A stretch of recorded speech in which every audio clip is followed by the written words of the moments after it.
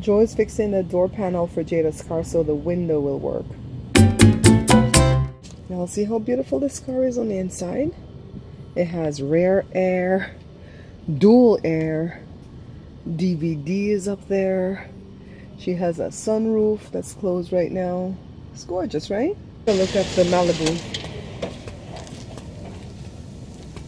Let me see the inside of the Malibu, baby.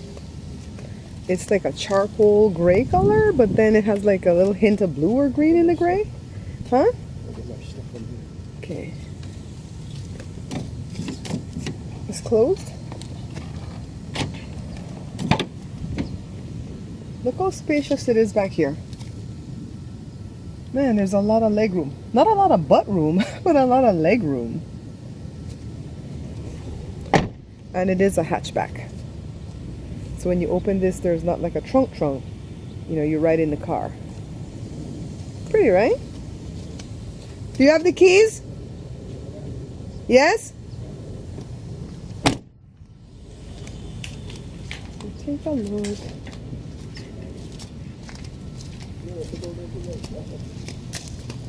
I know. This is what they wrote on it, so we left it up there. Joe went to the parts store to go buy some little plastic clips to, I don't know what it does in the door, but he had the garage open because the car is sitting, you know, partly inside the garage. So I just went to go use the bathroom, you know, in the master bedroom there, and he goes and he wakes Jada up. So viciously. He's so hateful. He's so hateful. You know, and it's like, but I'm right here. He's waking, you know, he wants one of us to come sit in the garage to guard so that nobody will come in and steal stuff. And I understand that because Jory does Jory have a TV out there? He has a laptop out there, an old laptop that he does his workout program on or something. So I understand that, but come get me, I'm up. He's hateful. Hit my bloody foot. Yeah, then Jory has, what's that called? Dumbbell? Barbell? Whatever. Barbell, the big bar. And he needs to put a red flag on the end of that thing or something because he doesn't have it packed with weights. And I tripped over it and Jada almost broke her heeled ankle. Her heeled ankle. Anyways. Can we talk about... morning for me, or... I know. Can we talk about that idiot James? The Trump supporter. The one that called me the second time around about the Grand Prix. Okay, let's dissect this guy's story. This guy is such a stinking fat liar. I'm going to find his profile thing and show it to you guys. He called me, first of all, about the Grand Prix that Thursday. And he said, I'm going to come buy it. Just give me time to get off of work. I'm buying it. Only way I won't buy it is if you misrepresented the pictures, yada, yada. He goes and he supposedly buys his son's friend car. Which I knew that wasn't going to end well if that was true. I don't think the story is true. So then I sell my Grand Prix, praise God. You know, God stepped up for me and sold my Grand Prix for more than James, for $300 more than James would have paid me. So then he comes back at me a couple days ago. Today is what, Friday? So Wednesday he came back at me and he's like, do you still have the Grand Prix? And I'm like, no. And then it took me a while to figure out who he was because I didn't save his number in my phone or whatever. And then he says, my son doesn't like the car. So that part tells me that the story is a lie, because if your son wants to buy his friend's car, then he knows about the car. Because if Jada is Colin's friend and Colin has a car for sale, so don't you think that Jada would know something about the car? So this guy's son was supposed to also know something about his friend's car. And for them to purchase the car and the guy calls me back and tell me my son doesn't like the car, that's what lets me know it's a lie. It's a lie from the pits of hell. I told him that my husband goes to the auction on Thursdays and 10 to 1 he'll get a car this week. And, you know, if he wanted me to, I could let him know. And he goes, yes, yes, please, please. And so when Thursday came and Joe got the Malibu, I didn't send him pictures. I sent him a text saying, hey, my husband got a Malibu. I figured he might want it because he tends to be in this Make America Great Again. He's a Trump supporter after all. And you know why I keep calling him that? Because that's what he has plastered all over his Facebook, okay? And so I figured he would want an American car. He was like railing, you know, why would we want a non-American car? Yada, yada. So I said, hey, my husband got blah, blah, blah, this many miles. I didn't tell him no price. And I said, I couldn't tell him the price because I did not know if the car would need repair, because when Joe checked the car, it had a pending code that was going to come, but he took it to Sergio and it was one little minor thing that they just popped in and popped out to replace. and it was fixed. So I didn't know if that was going to be a big repair, like a $200-300 repair, or if it was going to be a 50-cent repair. It turned out to be like a free repair because Sergio had one of the things, and Sergio helps us out. So anyways, he says, please send me the pictures as soon as you have them ready. So we cleaned up the car and everything, and I sent him the pictures. Crickets. The man went to crickets again. This guy's a flake. They call us liberals snowflakes. They are snowflakes. So anyways, I didn't, pursue. And so this morning he texted me this long drawn out, I don't even know where the hell my phone is, long drawn out text. And he's all like, thank you for sending me the pictures, but I'm so sorry. I already bought a Toyota Solaris for my daughter. It was an '06 and it was for $2,200. I hope you so. I was hoping the viewers caught that, Jada. Oh. I was hoping the viewers caught that. Did you hear what Jada said? I thought it was for his son. No, it's for a daughter. Yeah. And so a Toyota Solaris for $2,200, '06? Does it have an engine? Does it have a transmission? I mean, are you for real? I can't even get it for that price at the auction. Let me tell you, Toyotas, Hondas, and Nissans, they go for extremely high at the auctions. You can win the bid at about $2,700. You still have to pay upwards of $300 to $400 for auction fees, and then you still have to pay your dealer that you buy under. And then, who gonna buy that? 230,000 miles usually are on those type of cars. I mean, please, give me a break. We're lucky if we get a car like that. So anyways, when the ending part really ticked me off when he said, I hope you sell this car. I was like putting up all fingers, read between the lines, read between the lines. So I texted him. Joe's like, don't even answer that phone. I said, no, he made me angry. I am answering him. I'm going to get joy out of answering him. I said, you know what, James? This car has already sold. It's already sold. I said, so there's no hope that's needed to sell my cars. My cars usually sell pretty quickly because I have a good network of people that share them for me. And he raised me back. I believe you. You know what? I didn't answer back, but you know what I wanted to tell him? Why does he always have to answer, I believe you? He even said that on the phone Wednesday when I said, we get good cars because we get dealer cars. And he goes, I believe you. He has to say that time and time again because he knows he's lying. And I don't believe him. So I'm going to go find his Facebook thing and I'm going to see if I could rate him down and let everybody know this buyer is a flake. He will not show up. He will waste your friggin' time and don't waste no time with him. That's how much he take me off, okay? So, coming back to the car though, I've got two potential buyers for the car. One is a young girl that just had a newborn baby. She said she's going to call me this evening after work. Those ones don't usually pan out. We already settled on a price with her, so that's a little bit more than iffy, but still, it's still iffy because if you're talking to me last night about the car and you're truly interested and I tell you to call me and you don't call me, then you have the potential to be a flake. Not saying you are a flake, but you have the potential to be a flake. And if you say, I'm going to call you tomorrow after work, then you're running the risk that this car is going to be gone because it's priced to sell. We want to start getting cars that are, that we can sell for $2,200 or less. I have the car priced at $2,500, but I will take $2,200 for the car. I'm not playing no games with this. It got to go. And the other guy, Agostino, that called yesterday about Jada's car, the one that's coming from LA on Saturday. And no, I understand his dilemma. He's in LA. His family members live out here. They passed and they saw Jada's car. They talked it up to him. They really loved it for him. And he called right away and he says, I don't have any way of getting up there right now because I have to work Monday to Friday. And the first day that I can come is Saturday and I have to catch the bus, to the train and then the train to my family. My family's going to pick me up from the train station and then they'll bring me over to you. And I said, that's fine. That's fine. I'm not going to hold the car for Agostino now. If somebody comes and buys it, it's gone. But at least he seems a little bit more legit. And I told him that we had the other car and he said, I'll take a look at both of them and I'll pick the one I want if you still have both of them. And then he's all like, please let me know if you've sold it so I don't have to waste my time to come. So he seems more legit than the girl that says, I'm going to call you after work. She sounds like another snowflake, okay? These flaky people. So anyways, today is the 25th of August and we are going to Sherri Shepherd tonight, the stand-up comedy. I think there's going to be at least 2 or 3 other comedians that come on before her. I am really worried about the food that we have to eat over there, not because of the calories. I'm going to, even if I have to overeat some calories today, I've created such a deficit all week. From Saturday when we started the plan, I've saved up 50 calories one night, 70 the next night, 120 the next night. I've saved up these calories so that I can do whatever I need to do at this thing tonight. I would much rather just eat my food here and not have to eat anything over there, but that is the rule. The tickets are that cheap. The tickets are normally about 15 Jenna, right? What? To go to Sherri's show? Yeah, if it's over here. Like 15 or 20 bucks, but if you buy VIP seats, it's 30 bucks. So my sister bought VIP, and what that means is that we'll get right up on the stage, right underneath Sherri, so she can see us. But the rule is you have to buy 2 items. It can be 2 drinks, 2 sodas, 2 meal items, but you have to buy 2 each.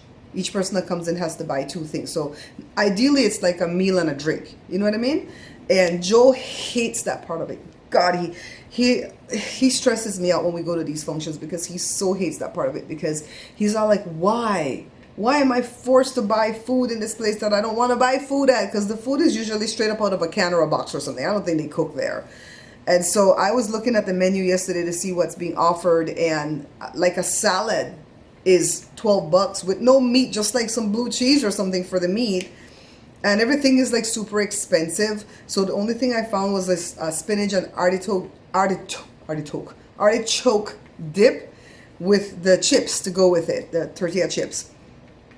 And I have no doubt that that's gonna have MSG in it. I'm gonna be messed up, man. I better take my water pill with me and take it there, and then get some type of a soda or something. Yeah, we'll see. Maybe they'll have a burger. If they have a burger, I'll do that better. But the burger might be 25 bucks. Oh. So anyways, that's the kicker, is that's how these clubs make their money, because I don't know how they can even pay the comedians out of $15. You know, because these clubs don't hold like an infinite amount of people. They hold maybe 200 at the most. So yeah, that's what we're doing later. That's the only part that I don't look forward to, is being forced to buy the food. But I know that Sherri doesn't do that. It's the club's thing. All right, guys, we're going down to the Sherri Shepherd thing. Ow, he's like clawing me. Let's him by. Come on, I want you to fall. Fall. Fancy. Let's do the fight for the front seat. I know I'm in. Yeah. Who would fight for the front seat? Randy, well, so wanted to give up the front seat. No, do you want me to come on back? Ice Castle. Mentor, right? Who? Mentor. Starting route to the ice house. Head south on Marie Avenue, then turn left onto Meridian Street. Say hi, Randy. Hey. This is my cousin, Uncle Brother's son. They're exiting Lake, okay? Peace out. Were they kidnapped? Were they kidnapped? Hey there, I saw Marcella today. I said, hey Marcella, I have a new husband. Tracy! Is that why? It makes me nauseous. It does it on its own? On its You could own. turn it off? Probably, but I'm not touching it. Then the speed, there's a speed limit in there that tells you if you look on the windshield, but inside the windshield right on the Okay, okay. it says the speed limit and how fast you to go. Okay. Turn left.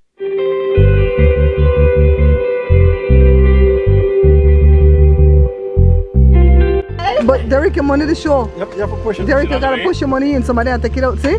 You push it in with that, see? But that's the oh, is it? Oh, okay. So how do you know I'm parked there? Just a few blocks down, that's Colorado right there. What is it?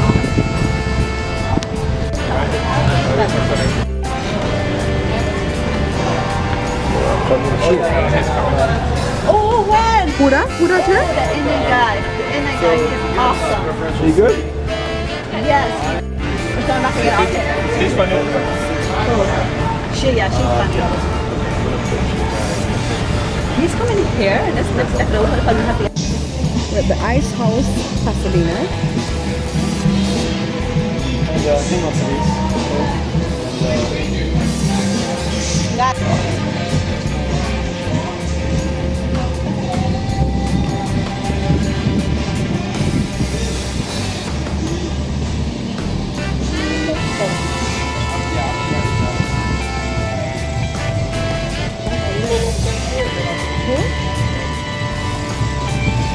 Why? He knows what the hell they do. He was confused. When we come in what's the word?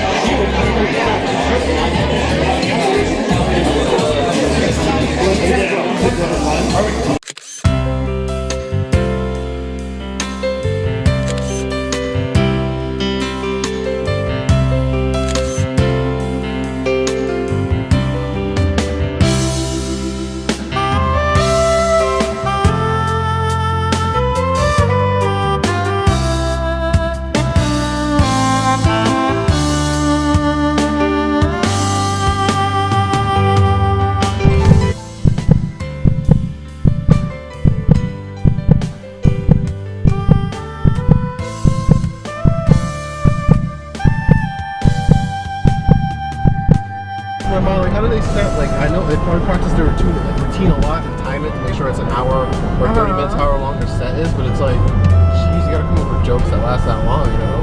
Yeah, she had new jokes in this one and she removed the old jokes. She didn't have the Oprah jokes. Oh, nice.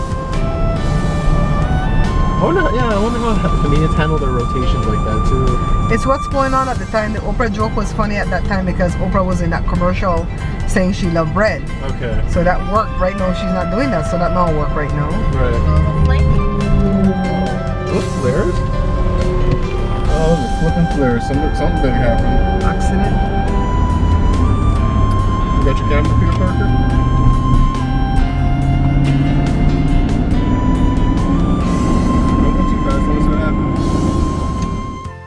It's about 9 o'clock Saturday morning. I woke up like around 7 o'clock, congested like this. It'll go away. I didn't fall asleep till like 3 o'clock in the morning last night, or this morning. And that's because we left my sister's house like around midnight, got home like around 1. But by the time you start unwinding and then pulling the pictures off and posting pictures and stuff and then turning on the news to watch the stuff about the hurricane in Texas, it was 3 o'clock and I had to turn the TV off to fall asleep. So I should have slept in because it's Saturday, but I just couldn't sleep past 7. I don't know what's happening. Am I getting old? I'm definitely going to go to bed early tonight though. You guys met my cousin Randy.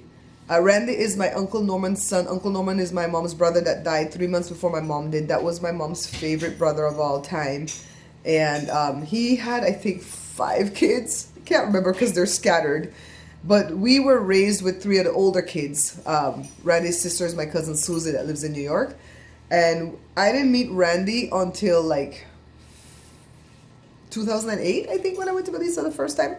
But my brother, who was about 33, he was kind of raised up with Randy because my mom took my brother off into Belize for the summers and stuff like that. So he knows Randy really well. But I met him 2008 and then we saw him again in 2013. And then in 2016 when his dad died, of course. So he's here on vacation with his 10-year-old son. They're having a wonderful time. He stays with my dad. And even though my dad is like an in-law to him, my dad's closer with him than just an in-law because he used to run one of my dad's business in Belize at one point before he became a tour guide. Anyways, he's been everywhere. He's been to the tar pits, to the zoo, to the museum. I guess he's going to do Disneyland and Universals this week and restaurants. And my sister and my brother is like really showing him a good time. And I think today it's my Aunt Jenny's kids' turn. So we didn't bring him up last night. Plus, I don't have anywhere to put him because we only have this one couch because Jada's still on the airbed. What's up? Oh, how the blow? Yeah, we're watching the hurricane in Texas. Can I just say, hurricanes put the fear of God in me. I've never experienced a tornado because in Belize we don't get tornadoes, but well, at least we didn't get tornadoes when I was younger. I don't know what happens now, but hurricanes. I mean, hurricane seasons from June to November, and every year you go through this, stomach shaking because you're afraid a hurricane's gonna hit. I was only in one hurricane, official hurricane, Hurricane Greta, in the 1980s in Belize. My mom was in Hurricane Hattie in 1961, and that was the most devastating hurricane in Belize. And before that, I think the other most devastating was 1931. That one didn't even have a name. So hurricanes scare me, and I can't stand when I see the news reporters out there holding on to something while the winds. I'm like, you're stupid. You should get blown away.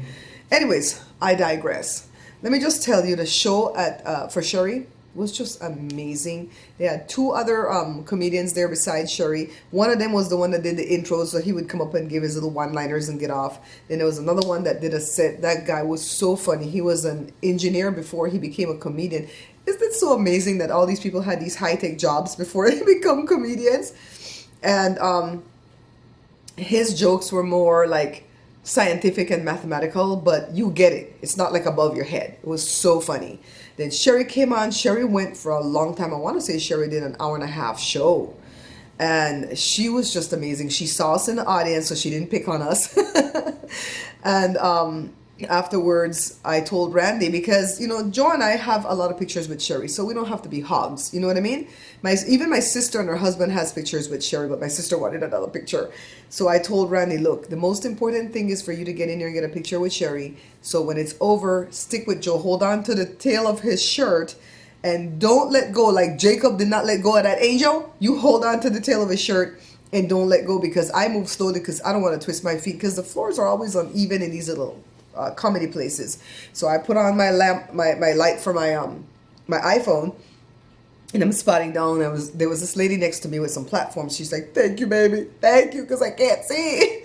And so I'm doing that, and by the time we get around the bend to where Sherri was, Joe was the first one in line with Randy. I don't know how Joe bypassed all those women that was going to beat him down, but Randy got in there, got a picture. Randy was like so thrilled because Randy's son and Randy watched Sherri and Belize on, what was she on? The dating game? The newlywed game, on the newlywed game. And so his son loves her too. And so he says, "Oh my God, he's going to be so jealous that I met her." So anyway, she was so gracious. My sister got a picture with her at the same time. And then I waited for a few people to go and get pictures. And she grabbed me and I just gave her a hug. And I told her she did a wonderful, set. And we were so glad to come out, and we'll talk soon. And so she's like, "Oh my God, thank you for bringing the family." So on the way home, we were texting each other, and she's like, "Thank you for coming out to support." I'm like, anytime you're near me and I can afford it, I'm coming to support.